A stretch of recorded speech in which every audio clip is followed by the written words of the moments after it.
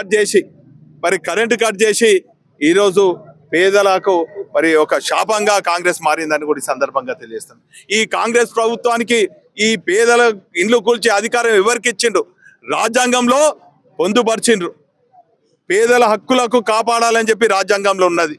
ఈరోజు ఈ కాంగ్రెస్ నాయకులు రాజ్యాంగాన్ని చేతిలో పట్టుకుంటారు, కానీ రాజ్యాంగంలో ఉన్నటువంటి పేదల హక్కులు మాత్రం కాపాడే పరిస్థితి లేదు. ప్రజాపాలన అన్నారు, ప్రతీకాల పాలన తీసుకుంటున్నారు.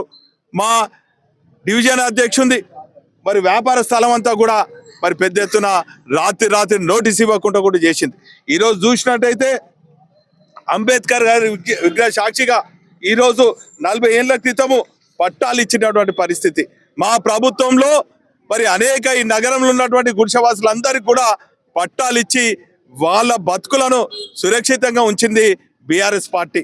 కానీ ఈరోజు ఇటువంటి పట్టాలు ఎందుకు ఇచ్చిండ్రని చెప్పి ఈ కాంగ్రెస్ ప్రభుత్వ నాయకులను అడుగుతున్నాం.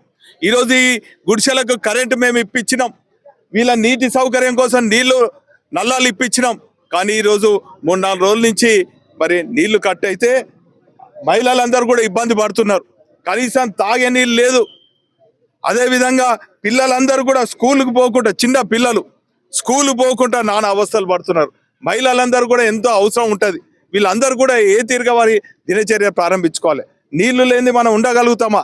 తాగే నీళ్లు కూడా లేవు ఇక్కడ.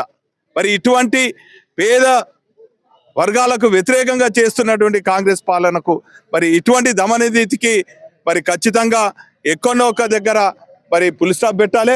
ఈ అధికారులకు కూడా చెప్తున్నాం, ఈ కాంగ్రెస్ నాయకుల మాటలు చెప్తే మాత్రము మీకు ఇంకా 30-40 ఏళ్ళ సర్వీస్ ఉన్నది.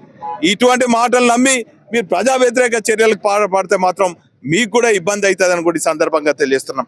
దయచేసి ఎలక్ట్రిసిటీ అధికారులకు కూడా డిమాండ్ చేస్తున్నాం. నిన్న మొన్న ఇక్కడికి వస్తే వీళ్ళందరూ కూడా తరిమి కొడితే పోయినట. దయచేసి పేదల ఇండ్లకు రాకండి, పేదల ఇండ్ల కరెంటు తీయకండి. వీళ్ళకు ట్యాక్సీలు కట్టిండ్రు, ట్యాక్సెస్ కట్టిండ్రు, ఆధార్ కార్డులు ఉన్నాయి, ఇంటి నెంబర్లు ఉన్నాయి, అదేవిధంగా కరెంటు బిల్లులు ఉన్నాయి. కరెంటు బిల్లులు కూడా ప్రతి నెల కూడా కడుతున్నారు. ఇవన్నీ కూడా చూడండి. దయచేసి పేదల జోలికి రావద్దని చెప్పి కాంగ్రెస్ నాయకులను హెచ్చరిస్తున్నాం, కాంగ్రెస్ ప్రభుత్వాన్ని హెచ్చరిస్తున్నాం. ఖచ్చితంగా వీళ్ళ జోలికి వస్తే మాత్రము న్యాయ పోరాటం చేస్తాం, వీధి పోరాటం చేస్తాం, అసెంబ్లీలో మా పార్టీ తరఫున పోరాటం చేస్తామని కూడా ఈ సందర్భంగా తెలియజేస్తాం.